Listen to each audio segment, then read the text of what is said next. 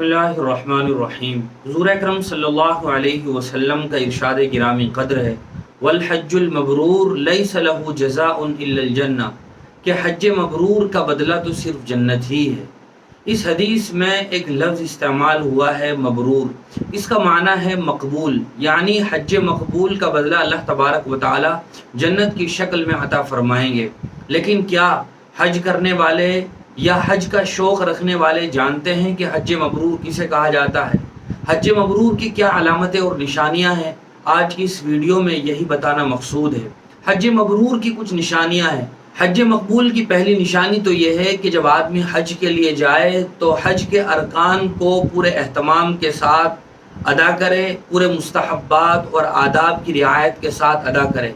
دوسری نشانی یہ ہے کہ آدمی حج کے دوران گناہ نہ کرے۔ حضور اکرم صلی اللہ علیہ وسلم نے بھی اپنی روایت میں ارشاد فرمایا، من حج فلم یرفث ولم یفسق رجع کیوم ولدته امہ، کہ جو آدمی حج کرے اور حج کے دوران گالی گلوچ نہ کرے، گناہ نہ کرے، تو وہ آدمی حج کے بعد ایسا لوٹتا ہے جیسا اس کی ماں نے اسے آج ہی جنا ہو، یعنی گناہوں سے بالکل پاک و صاف ہو جاتا ہے۔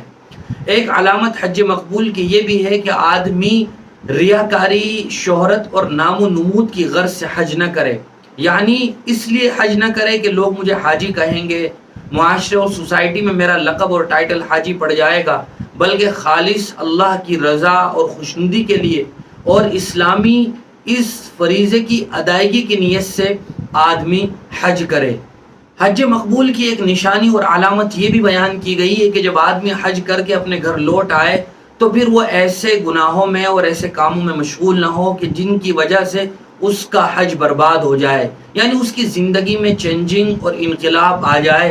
آدمی حج سے پہلے جن گناہوں میں یا جن بری عادتوں میں مبتلا تھا ان کو چھوڑ دے اور ایک اچھی طرز زندگی اپنائے، اور آدمی گناہوں سے بچائے اور نیک اعمال کی طرف اپنے آپ کو لائے، گویا سنت اور شریعت کا اپنے آپ کو پابند بنا لے۔ اسی لیے حسن بصری رحمۃ اللہ علیہ نے بہت پیاری بات ارشاد فرمائی کہ حج مقبول یعنی مبرور وہ ہے کہ حج کے بعد آدمی دنیا سے بے رغبت ہو جائے اور آدمی آخرت میں رغبت کرنے والا ہو جائے۔ آخرت سے متعلق جو اعمال ہیں، آخرت کی تیاری ہے، آدمی اس میں شوق اور رغبت کرنے لگ جائے، تو یہ گویا حج مقبول کی علامت ہے۔